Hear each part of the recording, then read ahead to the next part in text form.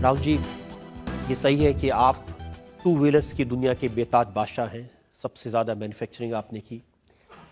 लेकिन ये भी सही है कि बहादुर शाह जफ़र की तरह आप आराम से बैठे रहे, आपने अपने कॉम्पिटिटर्स को धीरे धीरे आगे बढ़ के मार्केट पर कब्जा करने दिया।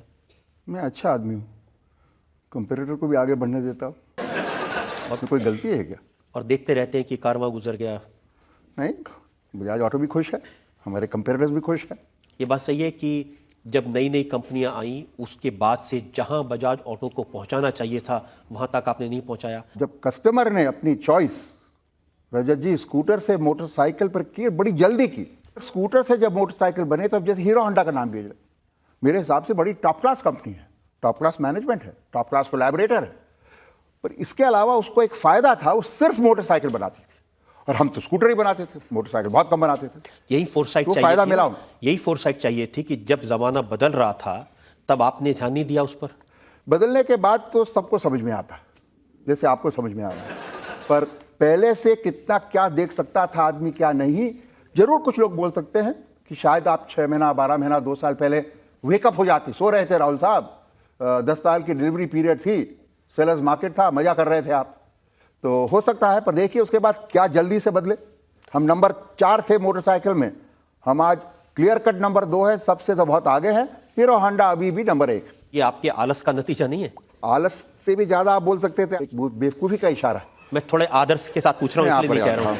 आप बड़े काइंड हैं, पर लोग बोलते हैं Rahul Bajaj calls a spade, तो अब यदि बेवकूफ़ी थी मेरी तो मुझे मानना पड़ेगा। लेकिन बजाज साहब, बात यह कि आपका जो स्कूटर है वो भी नहीं सुधरा अब तक। आज भी उसको स्टार्ट करने के लिए पहले उसको लेफ्ट करते हैं, फिर राइट करते हैं। देखिए, लोगों को हिंदुस्तान में लोग बोलते हैं लोग आलसी हैं, आपने मुझे आलसी बता दिया। कुछ बोलते हैं लोग मोटे हो गए, तो मैं विदाउट एक्स्ट्रा चार्ज उनको कसरत दिलवाता, इधर करो इधर करो। आप पैसे दाम बढ़ाते जाएंगे, लेकिन जो स्टार्ट करने के लिए किक लगानी होती है वो कम नहीं होगी।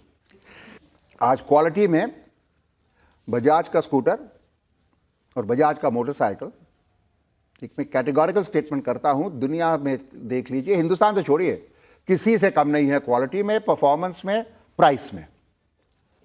आज we can compete with any, कोई भी आप मोटरसाइकिल कंपेयर कर लीजिए और कोई भी स्कूटर कंपेयर कर लीजिए। पर ये जरूर है, ये तो आप विज्ञापन कर रहे हैं अपनी कंपनी का। अब देखिए आपने मौका दिया मुझे, अब मौका देंगे और वो भी फ्री मौका।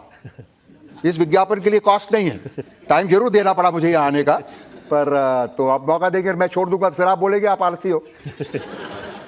आपके आलस का एक और उदाहरण यह है हाँ कि जी। जब बाकी कंपनियां 4 व्हीलर्स में एंटर कर रही थी, आपने उस तरफ ध्यान नहीं दिया। एक कंपनी का आप नाम ले सकते हैं जो कि 4 व्हीलर एंटर की और आज भी उसमें है, हिंदुस्तानी एक भी नहीं है। मेरे दोस्त हैं सब, तो नाम नहीं लेना चाहता, घुसे, हमारे मित्र घुसे, अब फिर से घुस रहे हैं वो अलग बात है, अभी तक घुसे आनंद महिंद्रा, मेरे छोटे भाई घुसे चंद्रकांत बिरला, हमारे दूसरे मित्र घुसे किर्लोस्कर, कोई टोयोटा, कोई जनरल मोटर्स, कोई फोर्ड। वो कंपनियां किसकी हैं आज? 100% फॉरेनर्स की हैं। आप नाम के वास्ते हो, वहां पर 2 ही लोग थे 4 व्हीलर में हिंदुस्तान में, और 2 ही हैं हिंदुस्तानी। टाटा ट्रक पे था, कार में आए और बहुत अच्छा काम किया। पहले तकलीफ हो गई थी, टाटा कंपनी की तकलीफ हो गई थी, टुडे इज आउटस्टैंडिंग। और हिंदुस्तान मोटर्स, हमारे सीके बिरला, वो अपने एम्बेसडर बनाते थे, उसके लिए आप लोग बहुत मजाक उड़ाते हैं, सब कुछ आवाज करता है हॉर्न के अलावा। पर ऐसी कोई खराब चीज नहीं है, मैं भी उसका बोर्ड मेंबर था किसी जमाने में। तो इन 2 के अलावा जो गए सब निकल गए, बिकॉज हमारी जजमेंट, ये तो आपने मौका दे दिया फिर से एक इश्तिहार करने का कि क्या करेक्ट डिसीजन था, कि मुझे क्लियर मालूम था, जो हमने स्टडी किया उसको, रेनो से बात की, फ्यूचर से बात की, हुंडई से, होंडा से, टोयोटा से, सबसे बात की, सबसे ज्यादा क्राइसलर से बात की। पर मुझे क्लियर हो गया उस वक्त स्टडी करके कि कार मार्केट हिंदुस्तान में will be dominated by foreigners. जिस आदमी को एक्सपीरियंस था सड़कों का, 2 व्हीलर्स बनाने का, व्हीकल्स बनाने का, जिसको इतनी सपोर्ट मिली जनता से, उसी से तो उम्मीद की जाती थी कि वो 4 व्हीलर के मार्केट में भी उतरे और ऐसी इंडियन कार बना के दे जो जनता के काम आए। नहीं, वो हमने बहुत सुना, लोग ये भी बोले आपके 3 व्हीलर में एक व्हील और लगा दो, बन जाएगा 4 व्हीलर। अब इतनी आसानी से बन जाता तो बड़ा अच्छा रहता रजत जी। पर देखिए, I call my self a pragmatic optimist और अब ऑप्टिमिस्टिक रियलिस्ट। मतलब पेसिमिस्ट होना तो देखिए बहुत बुरी बात है, होना चाहिए ऑप्टिमिस्ट। पर वो ऑप्टिमिज्म का ये मतलब नहीं होना चाहिए कि आप शेख चल्ली बन गए। भगवान की कृपा है, भगवान ने मुझे बुद्धि दी कि भैया तू राहुल आलसी रहे, कुछ भी रहे, कार में मत जाना, 2 व्हीलर दो, क्योंकि रजत शर्मा कार खरीदता है पर हिंदुस्तान का middle class, lower middle class गरीब आदमी 2 व्हीलर खरीदता है। तो राहुल तेरे को हमने इस देश में भेजा है उसकी फिक्र करने के लिए, रजत शर्मा जैसे लोगों की फिक्र करने के लिए नहीं।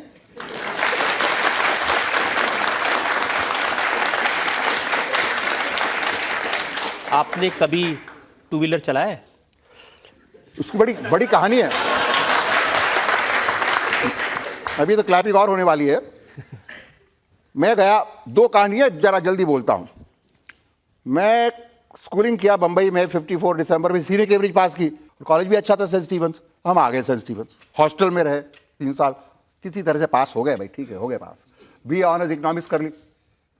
हमने सोचा था आराम से गाड़ी चलाएंगे, 3 साल बजाज स्कूटर चलाया, पर उसका नाम उस वक्त मानना पड़ेगा 55 to 58 की बात है, वेस्पा बोलते थे उसका नाम, तो हुआ ना बजाज 61 से। 3 साल चलाई जी, पिताजी बोले गाड़ी कौन सी, नो गाड़ी, पर वो तब भी ठीक था, मजा आया। अब आ गए बंबई, 2 साल इलेक्ट्रिक बजाज इलेक्ट्रिकल में ट्रेनिंग की, लॉ भी कर लिया साथ में। अब हार्वर्ड बिजनेस स्कूल में मैं जो MBA करने गया 62 में, उसके पहले 2 साल हमारी स्टील कंपनी है मुकुंद करके कुर्ला में, हम रहते थे साउथ बॉम्बे में। तो वहाँ वो हमारे से बड़े 15 किलोमीटर दूर है, 20 किलोमीटर दूर है। तो बोले ट्रेनिंग के लिए अब 2 साल वहाँ जाना है हमें। ठीक है बहुत अच्छा। तब तक तो मैं 22 साल का हो गया था।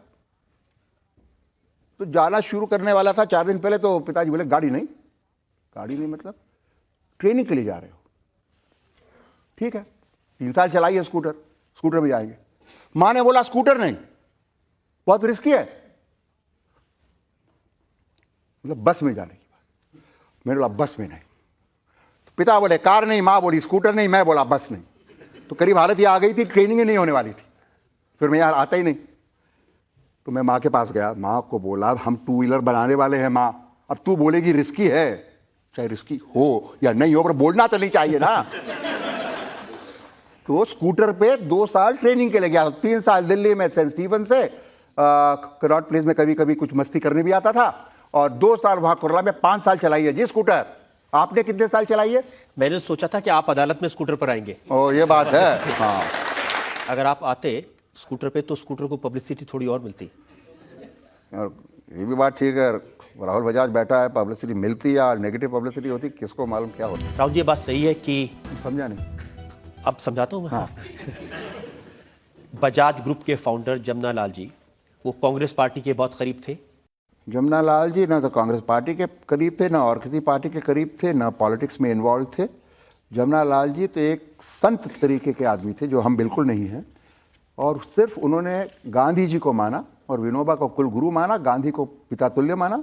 गांधी जी के बोलने से उनको कांग्रेस वर्किंग कमेटी का ट्रस्टी नहीं, ट्रेजरर बनाया कांग्रेस वर्किंग कमेटी का, वगैरह वगैरह वगैरह। तो वो उस तरह से इन्वॉल्व हो गए। फिर दादाजी जमुना लाल जी, दादी जी जानकी देवी जी जो पद्म विभूषण उनको दिया गया बाद में, मेरे पिताजी, मेरी माता जी जो कि एक एरिस्टोक्रेटिक फैमिली कलकत्ता से आई थी, सबके सब ब्रिटिश जेल्स में थे, और मेरे चाचा भी रामकृष्ण बजाज।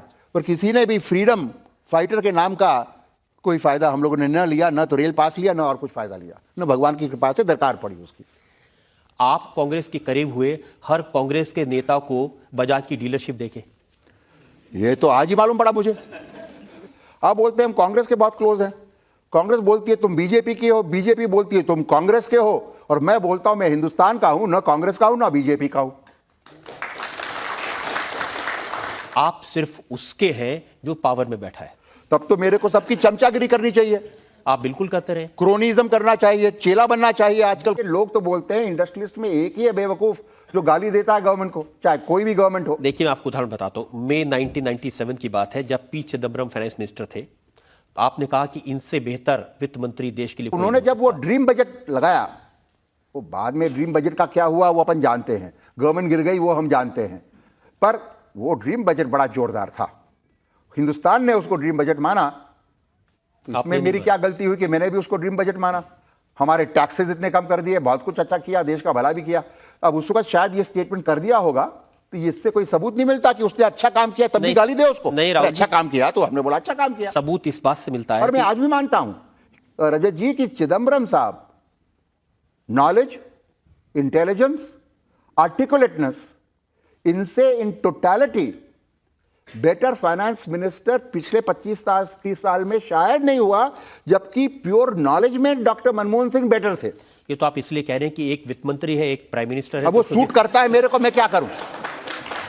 कल बीजेपी वापस आ जाएगी गवर्नमेंट में। यशवंत सिन्हा को तो पार्लियामेंट में मनीशंकर अय्यर जो आज मिनिस्टर हैं, उन्होंने पार्लियामेंट में कहा था यशवंत सिन्हा के लिए, ये तो राहुल बजाज का फाइनेंस मिनिस्टर है, बीजेपी का नहीं है। आप यशवंत सिन्हा से पूछ लीजिए। उनसे क्यों पूछूं, मैं आपके बयान आपको याद दिलाता हूं। जब बीजेपी पावर में आई थी, तो मतलब आप बीजेपी का बन गया। मैं देखिए अक्टूबर नहीं, जो पावर में आता है उसके बनते हैं आप। अच्छा, ये बात है, ये आइडिया अच्छी है। अक्टूबर 1999 में आपने कहा कि 1999 अच्छा, आपने कहा कि अटल बिहारी वाजपेयी प्रधानमंत्री बने हैं, इससे अच्छी बात देश के लिए कोई हो ही नहीं सकती। नहीं, मैंने ऐसा कुछ बोला नहीं। मैं इन चीजों में कभी मानता नहीं कि India is Indira, Indira is India, Barua साहब बोलते थे, ये सब नहीं। पर आज भी मैं कहता हूं, जब आज तो वो प्रधानमंत्री नहीं है ना रजत जी, कि वाजपेयी जी एक हमारे बड़े आउटस्टैंडिंग प्रधानमंत्री रहे हैं। I am very happy, I am very proud. पर इनसे बेटर कोई हो ही नहीं सकता, और ये है वो है, हमने ये किसी के लिए नहीं कहा। किसी कॉन्टेक्स्ट में आप लोग हमसे बहुत कुछ कहला लेते हैं जर्नलिस्ट लोग, तो अब कुछ कहलवा लिया होगा तो मुझे मालूम नहीं। इलेक्शन होने से पहले आपने कहा था ये जो फील गुड की बात बीजेपी कर रही है, बात सही बात कर रही है, वाकई में देश में फील गुड है। बहुत चीजों में बीजेपी की पॉलिसी बड़ी अच्छी थी। बहुत चीजों में वो कह सकते थे इंडिया शाइनिंग। जैसे अडवाणी जी ने जब रथ यात्रा की तो उसको भारत उदय कहा, जिसका मतलब नहीं है इंडिया शाइनिंग, उसका मतलब है इंडिया राइजिंग।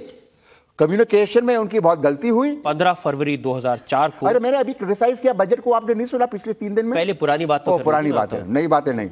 हमने सोचा आगे की सोचे, ये फ्यूचर की सोचे, ये हिस्ट्री पे क्यों जाते हैं। बीबीसी रेडियो के हिंदी कार्यक्रम में भाग लेते हुए राहुल बजाज ने श्रोताओं के सवालों के जवाब दिए। उन्होंने कहा, मेरा मानना है कि फील गुड माहौल की जो बात कही जा रही है वो सही है और उसे जारी रहना चाहिए। आज भी मैं रिपीट करूंगा उसको। उस समय के लिए इंडस्ट्री में बड़ा जोरदार फील गुड फैक्टर था, बहुत जोरदार फील गुड फैक्टर था। पर इंडस्ट्री के पास वोट कितने हैं? इंडस्ट्री के पास तो वोट नहीं है कोई। पर जब पॉलिटिशियंस को, इतनी बड़ी पॉलिटिकल पार्टीज को, बीजेपी को मालूम नहीं पड़ा, तो हमें कहां मालूम पड़ता कि भाई गांवों में क्या हो रहा है। जब आप कांग्रेस सत्ता में होती है तो उसकी तारीफ करते हैं, बीजेपी सत्ता में होती है उसकी तारीफ करते हैं। जब रजत साहब के सामने खड़ा होता तो रजत शर्मा की तारीफ करता हूं, ये बात। लेकिन मैं तो आपको गाली देना चाहिए क्या सबको? नहीं, कांग्रेस जब सत्ता में होती है, जब राजीव गांधी प्रधानमंत्री होते हैं, वो आपको इंडियन एयरलाइंस का चेयरमैन बना देते हैं। ये उनकी गलती थी कि मेरी गलती थी? और जब बीजेपी सत्ता में होती है वो आपको पद्म भूषण देती है। इसका यह मतलब है, मैंने तो सोचा ही नहीं था अभी तक। जनता को सोचना चाहिए कि कटघरे में क्यों रख दिया मुझे। मैं तो बहुत ही कोई ग्रेट आदमी होऊंगा। सब पॉलिटिकल पार्टीज मेरे को बड़प्पन दे कर रही है, कोई पद्म भूषण दे रहा है, कोई इंडियन एयरलाइंस का चेयरमैन बना रहा है। मुझे तो सोचा ही नहीं था मैंने कि मेरे में इतनी अकल है। अगर विनम्रता छोड़ दूं तो कहूं कि जो सत्ता में होते हैं उसकी चमचागिरी करते हैं, इसलिए मिलता है। तो कितने लोगों को इस तरह से मिली पद्म भूषण, और कितने लोगों को चेयरमैन बना इंडियन एयरलाइंस इस तरीके से? चापलूसी जो करते हैं एकदम गलत बात है। मुझे उससे बहुत नाराजगी है, बहुत घृणा है। आप जब जिस समय एनडीए की सरकार थी, आपने कहा कि यशवंत सिन्हा, जसवंत सिंह, इनसे बेहतर इकोनॉमी देखने वाले। मैंने कभी नहीं कहा कि अच्छा काम कर रहे हैं, कहा होगा इनसे बेटर इकोनॉमी देने वाले नहीं है। मुझे याद नहीं किया। ये तारीफ की कि अच्छा काम करने वाले हैं। जरूर। मेरा ये भी आज मानना है, आज कह रहा हूं जबकि कांग्रेस पार्टी पावर में है, कि खासकर यशवंत सिन्हा, बिकॉज जसवंत सिंह जी तो फाइनेंस मिनिस्टर शायद साल भर ही रहे, पर Yashwant Sinha was a very underrated finance minister, और उन्होंने अच्छा काम किया। एक बजट, मैं पब्लिकली आज पहली बार कह रहा हूं, एक बजट जो उन्होंने, वो भी बजट खराब नहीं था, पर 2-1 चीजें उसमें ऐसी गलती डाल दी थी, including right or wrong dividend tax removal, dividend tax reimposition. दूसरे दिन मैंने उनको फोन करके 40 मिनट बात की, पूना से दिल्ली, कि आपकी कुर्सी हिल गई है। और वही हुआ कुछ दिनों बाद। जब कांग्रेस की सरकार बन गई, जब आपको लगा कि अब जी हाँ, जब सोनिया गांधी अब पूरी तरह कमांड में है, तब आपने ये कहना शुरू कर दिया कि सोनिया गांधी बहुत मैच्योर है। पहले कभी नहीं कहा मैंने ऐसा। पहले आपको नजर नहीं आती थी, देखा ही नहीं था मैंने। हाइट में छोटी होंगी, मैं लंबा हूं, ऊपर से नजर निकल जाती है। She is a very different person then she was before. सत्ता में आती वो बदल गई। 100% करेक्ट स्टेटमेंट कहा, यही करीब करीब आज भी रिपीट करूंगा। इमरजेंसी में कितने इंडस्ट्रियलिस्ट थे जिन्होंने ओपनली अपोज किया इमरजेंसी को? मैं तो छोटा आदमी था तब, अपोज किया, उसके कारण रेड हुआ, हरदम बोलता गया। उसके बाद वही कहा है मैंने, उनकी मदर इन लॉ ने किया था इमरजेंसी, तब भी मैंने कहा कि इमरजेंसी के अगेंस्ट था, और हाँ, सोनिया गांधी का केस मैंने कभी कुछ बोला ही नहीं था, बोलने की दरकार नहीं थी। वो मेरे दोस्त कहते थे। कौन? एक मेरे दोस्त है, उनका नाम है शरद पवार। वो कुछ फॉरेन बोलते थे उनको, वो बोलते थे, और मेरे दोस्त हैं, पर हमने कभी कहा नहीं था। और ये भी मैं कहता हूं, और आज फिर से कहता हूं, अब ये फिर बोलेंगे चमचागिरी है, पर क्या सच नहीं बोलूं क्या कि पिछले 10 साल में जो थोड़ा बहुत मैं देख रहा हूं, 10 साल बोलिए, 8 साल बोलिए, सोनिया जी को बहुत मैच्योरिटी आई है, बहुत नॉलेज आई है, हिंदुस्तान के बारे में आई है। पर मैंने ये नहीं कहा और आज भी नहीं कह रहा हूं कि उनसे ज्यादा समझदार हिंदुस्तान में कोई आदमी नहीं है। पावरफुल जरूर है, पावरफुल तो जरूर है आज सबसे ज्यादा, इसीलिए आपको कहना पड़ रहा है कि मैच्योर हो गई हैं। इसीलिए क्या करना पड़ रहा है, इसलिए उसके बाद भी मैं कह रहा हूं कि सबसे ज्यादा समझदार नहीं है। बड़ा डेंजरस स्टेटमेंट कर दिया मैंने आपके हिसाब से। तो नहीं, बिल्कुल डेंजरस अब तो हिंदुस्तान में रहना ही नहीं मिलेगा मेरे को। इतना तो वो भी समझते, लेकिन पिछले 10 साल में क्या सोनिया गांधी बदली है कि आपका परसेप्शन बदला है? देखिए, क्योंकि वो बदली इसलिए मेरा परसेप्शन बदला है। शरद पवार भी इनको विदेशी करार देते रहे हैं। हाँ, तो शरद पवार को बुलाइए यहां पर, पूछिए। आपके ऊपर बहुत असर है शरद पवार का। मेरे ऊपर उनका असर है या उनके ऊपर मेरा असर है, ये तो आप डिसाइड करिए। सर, मैंने अभी आपने राहुल साहब पे इल्जाम लगाया कि that he is an opportunist, but being a businessman you have to be opportunist. आप अगर मौका जो आएगा उसको गवा देंगे तो आप बिजनेस तो कर ही नहीं सकते। तो उसके लिए पॉलिटिकल रिलेशंस बनाए या इंडस्ट्रियल रिलेशंस बनाए, उसमें बुराई क्या है? बिल्कुल ठीक, इनको यहां बिठाइए, मैं उधर जाता हूं। बिल्कुल ठीक कहा आपने। क्या यही वजह है कि पर आपने बिल्कुल यही कहा, और इसलिए आज 90% इंडस्ट्रियलिस्ट ऐसे ही बिहेव करते हैं। मेरा मानना है मैं उनमें से नहीं हूं, पर इसका यह मतलब नहीं कि आप बेमतलब क्रिटिसाइज किए जाओ। जो मुझे ठीक लगता है, देश के लिए ठीक लगता है, वो मैं कहता हूं। उसमें मेरी गलती हो सकती है कभी कभी, पर मैं ये नहीं देखता हूं कि गवर्नमेंट इसको पसंद करेगी या पसंद नहीं करेगी। पर यह जरूर है कि गाली गलौज करना, बेमतलब रॉन्ग वर्ड्स यूज करना या रूडनेस से आप कुछ अचीव नहीं कर पाओगे।